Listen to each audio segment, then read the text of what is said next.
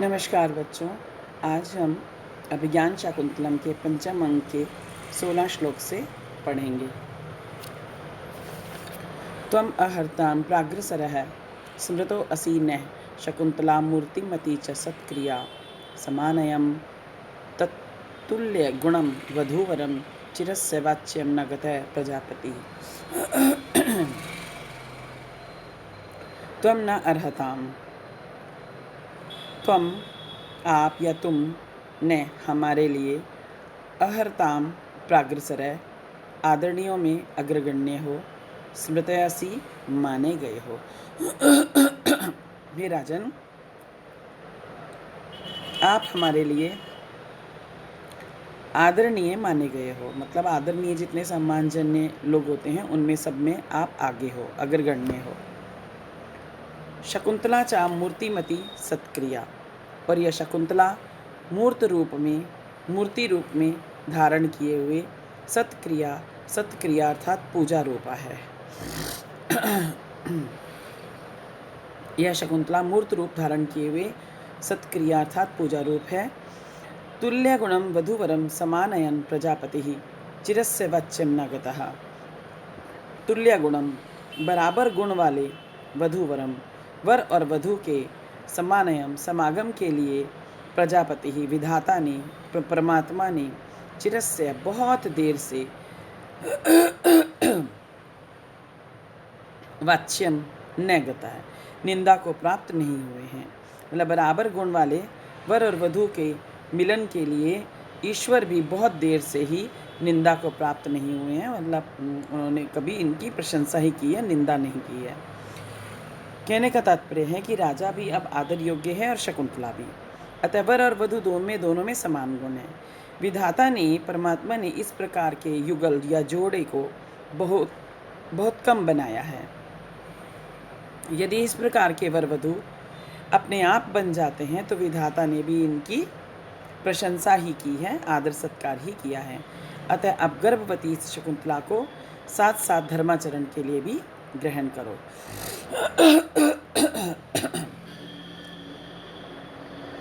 गौतमी कहती है इसके पश्चात, हे शिष्ट, मैं कुछ कहने की इच्छुक हूँ, परंतु मेरे कथन का अवसर ही नहीं है, क्योंकि न अपेक्षितो गुरुजनस्त्वया अनया न पृष्टो बंधु एकैकम एवं वृत्ते भणामि किम एकम एकमस्य। हे राजन, इस शकुंतला ने अनया गुरुजना न अपेक्षिता। इस शकुंतला ने जब ये प्रेम विवाह का संबंध हुआ था, अनया गुरुजना अपने गुरुजना की न अपेक्षिता, अपेक्षा नहीं है। मतलब इसने ये ध्यान ही नहीं दिया कि वो भी होने चाहिए थे हमारे गुरुचर्य, उनसे पूछा जाना चाहिए था। हे राजन, इस शकुंतला ने प्रेम विवाह के संबंध में अपने गुरुजनों की अपेक्षा नहीं की है। मतलब ये नहीं चाहा कि वो होने चाहिए। फिर त्वया बंधुजना न पृष्ठ है, और आप जो राजा को कह रही हैं, और आपने भी अपने बंधुजनों से नहीं पूछा है। एवं एकम एकमस्य च वृत्ते एकैकम किम भणामि। तो इस प्रकार एक एक ने जो आचरण किया है, मतलब जो शकुंतला ने आचरण किया है कि अपने गुरुजनों की अपेक्षा ही नहीं की, और आपने भी अपने बड़े बंधुओं भाई बंधुओं से किसी से नहीं पूछा कि हमें ये विवाह गांधर्व विवाह करना चाहिए या नहीं करना चाहिए। तो ऐसी परिस्थिति में इस प्रकार एक एक ने जो आचरण किया है, जो शकुंतला ने आचरण किया है और जो आपने ये आचरण किया है, उसके विषय में प्रत्येक को ही मैं क्या कह सकती हूँ। एकैकम किम भणामि, मैं तुम दोनों को मैं क्या कह सकती हूँ। भाव है कि गौतमी स्पष्ट करना चाहती है कि राजा और शकुंतला ने गुप्त रूप से एकांत में प्रेम किया है। न तो शकुंतला ने ही इसके लिए अपने गुरुजनों से पूछा है, और न राजा ने ही अपने बंधुजनों से कोई आज्ञा ली है, अनुमति ली है। अतः प्रेम विवाह के लिए तो अब दोनों ही दोषी हैं। तो किसको क्या कहा जा सकता है, क्योंकि दोनों ही इस विषय में दोषी हैं।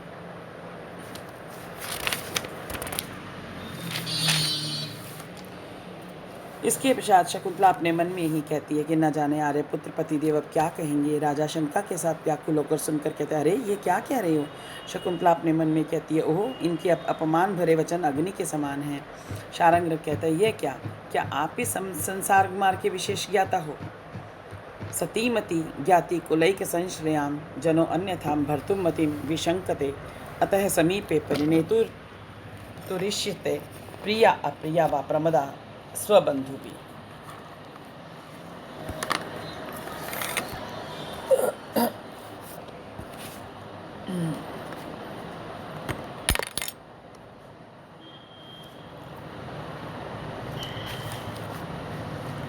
विवाहिता सतीमती भर्तुमती, भर्तु मतलब भर्तु कहते हैं स्वामी को, अपने पति को।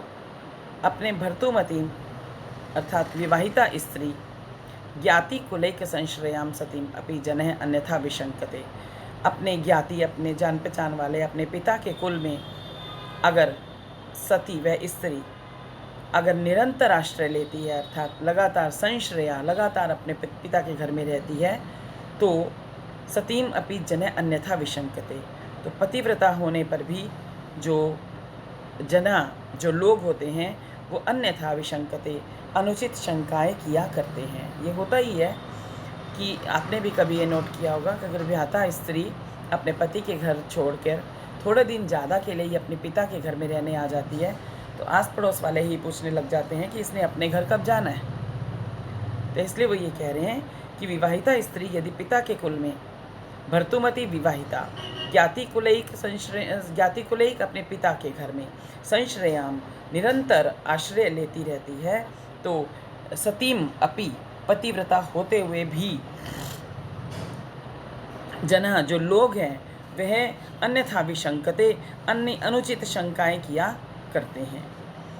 अतः स्वबंधु भी इष्यते, इसलिए वधु पक्ष के बंधुओं के द्वारा यही इष्यते इच्छा की जाती है कि प्रमदा विवाहिता स्त्री पत्नी प्रिया अप्रिया वा अपने पति के लिए वो प्रिय हो अथवा अप्रिय हो परिणेतु समीपे अपने पति के पास ही रहनी चाहिए। विवाहिता स्त्री अगर पिता के कुल में निरंतर रहती है निरंतर आश्रय लेती है तो जो लोग होते हैं वो अन्य प्रकार की किसी भी तरह की अनुचित शंकाएं किया करते हैं। इसलिए वधु पक्ष वाले लोगों की ये इच्छा होती है कि प्रमदा जो विवाहिता स्त्री होती है जो पत्नी होती है वह प्रिया अप्रिया वा वह अपने पति के लिए प्रिय हो या वो अप्रिय हो, लेकिन परिणेतु समीपे अपने जिसके साथ उसका परिणय पाणी ग्रहण संस्कार हुआ है अर्थात जिसके साथ उसका विवाह हुआ है उसी के साथ ही रहनी चाहिए। कहने का भाव है कि लोक मर्यादा के अनुसार विवाहिता स्त्री की शोभा पति के घर में ही होती है, पिता के घर में नहीं होती। वह चाहे कितनी ही पतिव्रता हो, विवाहित स्त्री के पिता के घर पे रहने पर लोक में अनेक अनुचित बातें फैल जाती हैं। राजा कहता है, और क्या मैंने इस स्त्री से पहले विवाह किया है। शकुंतला दुख के साथ अपने मन में कहती, हृदय तुम्हारा संदेह ठीक ही था, मतलब जो मेरे मन में संदेह हो रहा था वह पहले से ही यही संदेह हो रहा था कि ऐसा है। शारंग कहता है कि स्वयं किए गए। अब ये दूसरा जो इसके बाद का जो श्लोक है ना वो श्लोक भी नहीं है, सही तरह से श्लोक नहीं है, अलग अलग पंक्तियां हैं उसमें।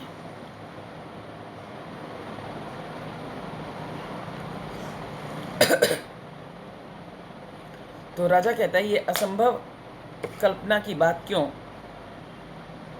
अर्थात विवाह प्रसंग असत्य है।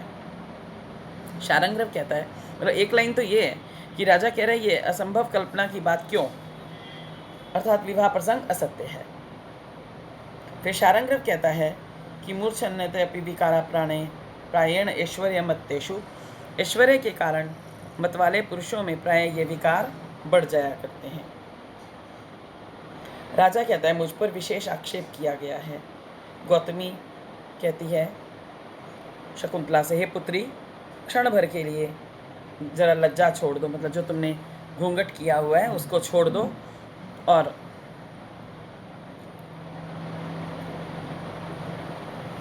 मैं तुम्हारे घूंघट को हटाऊंगी, तभी राजा जो स्वामी है तुमको पहचान जाएंगे।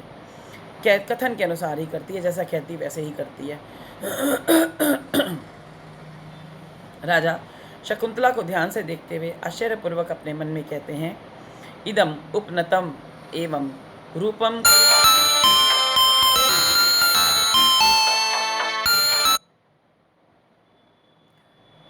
क्लिष्टकांति रूपम प्रथम परिग्रहीतम स्यात् न वेत्स्य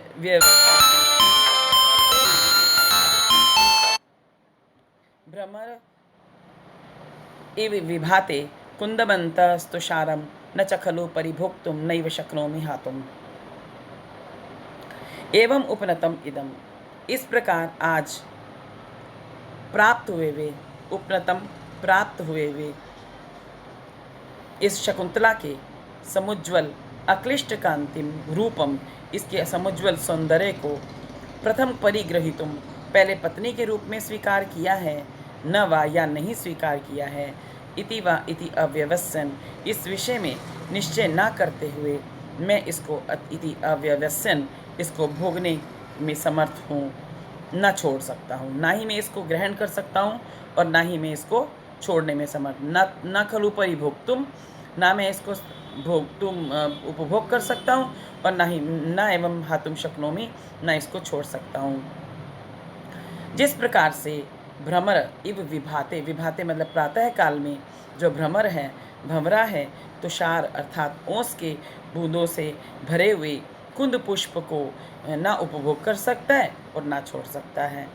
कहने का तात्पर्य है कि इस प्रकार ये जो मेरे को ये प्राप्त हो रही है शकुंतला, इसके उसके समुज्वल उसके सौंदर्य को देखकर वो कहता है कि पहले मैंने इसको पत्नी के रूप में स्वीकार किया है या नहीं किया, इस विषय में निश्चय नहीं कर पा रहा हूँ, इसलिए ना तो मैं इसको भोगने में समर्थ हूँ, ना मैं इसको छोड़ सकता हूँ। जिस प्रकार प्रातः काल में भंवरा ओस की बूंदों से भरे हुए कुंद पुष्प को ना तो उपभोग कर सकता है और ना छोड़ सकता है, राजा दुष्यंत को शकुंतला का सौंदर्य अनुपम प्रतीत होता है, जो सम उसे प्राप्त है, परंतु वह गर्भवती है, अतः ना तो उसे स्वीकार कर सकता है और ना वह छोड़ सकता है। जैसे भ्रमर को कुंद पुष्प की इच्छा रहती है, यदि उस पर खूब ओस पड़ी हो तो भ्रमर ओस के कारण उसका भोग भी नहीं कर सकता है, क्योंकि वो ओस पड़ी हुई होगी तो उसके ऊपर उसके पंख चिपक जाएंगे, तो इसलिए परंतु मोह के कारण उसको छोड़ भी नहीं सकता है।